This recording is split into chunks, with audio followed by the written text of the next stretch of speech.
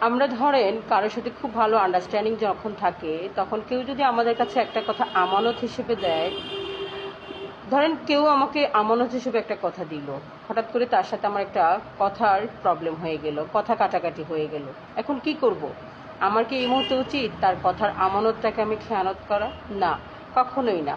আমার তখনই উচিত তার সাথে সে আমাকে যে আমানতটা দিয়েছে সেটা হেফাজত মতো রাখা।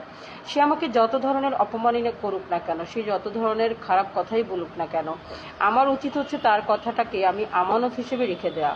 এতে করে কি হবে, সে যখন ফিল করবে, সে যখন রিয়েলাইজ করবে একটা সময় যে আমি এই মানুষটাকে এত কষ্ট দিয়েছি, তাকে আমি একটা কথা আমানত হিসেবে রেখেছি, যেটা আমার উইক পয়েন্ট এবং কি আমার খুব ব্যক্তিগত একটা কথা আমি তার সাথে শেয়ার করেছি, অথচ তাকে আমি এত অপমান করার পরেও সেই কথাগুলো কারো কাছে বলেনি, সে তার নিজের মধ্যেই রেখেছে, তখন তার আমার প্রতি একটা ভক্তি শ্রদ্ধা হয়ে যাবে।